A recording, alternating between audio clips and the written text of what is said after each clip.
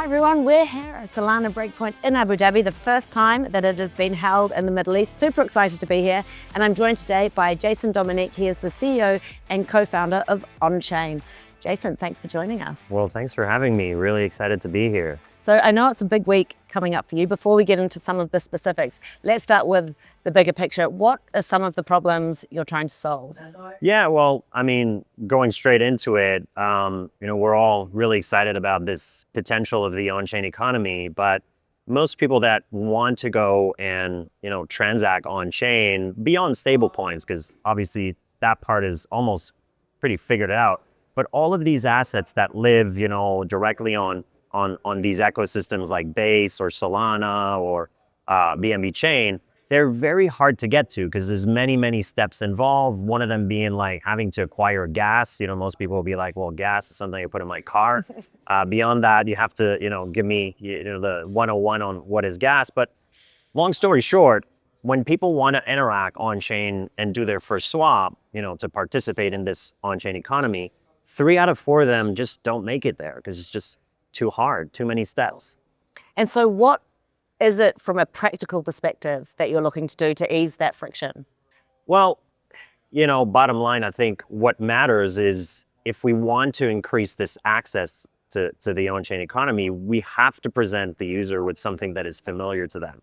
Whether it's from a user experience perspective, trying to not use, language or jargon that is very unfamiliar to them. But also, I think what's more important is that they can actually pay with payment methods that they're familiar with and currencies that, based on the market that they're in, that they can use.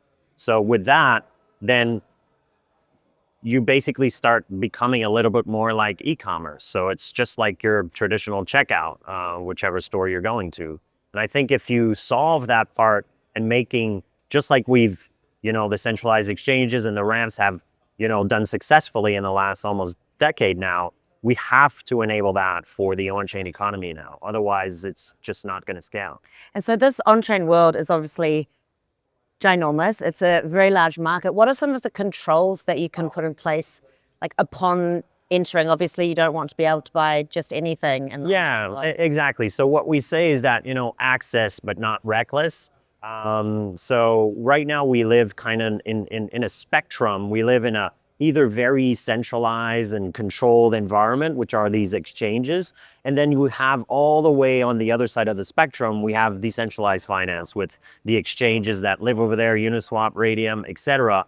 And unfortunately, the way the foot that they stand on is a foot where they can't really be biased or decide what could and cannot be bought because they have to remain decentralized. So we're finding ourselves with kind of this massive gap where there's nothing in between that's balanced from from a safety and verified perspective. So that's where we kind of came in. We wanted to increase the access, but we didn't want it to be reckless. So we put together something that we call smart guardrails. These are predetermined kind of areas that we check with the asset themselves that are living on chain. Some of them are contract based. Is there any honeypot risk or minting functions that could kind of drown the supply of the token and affect the price? There's some elements that we're checking. Is there enough liquidity for it to be traded safely without any too much price impact? But fundamentally here, I think what matters is from an access perspective is whenever someone wants to, participate or own one of these assets, they can just come to our website and they can list it on demand without having to ask any permission. And when this request is being done, basically this is when the smart guardrails operate. They operate in real time every single time that a request is being made, so that we know if things are changing. It's not because we've enabled access 2 weeks ago or 5 months ago that access can be granted or permitted today. Amazing. And so myself as an individual, I want to come into this world. What would you advise me? What are the easiest ways to do it, and how are you facilitating that? Well, that's obviously the million-dollar question. Ultimately, the way we see this is we want to enable access at the point of discovery.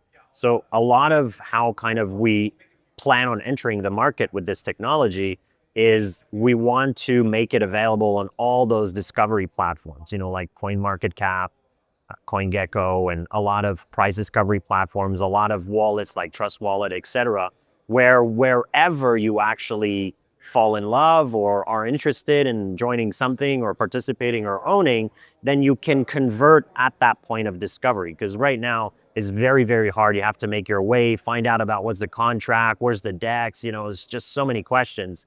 But if you already know what you're interested in, you can go directly to the website. It's called onchain.money.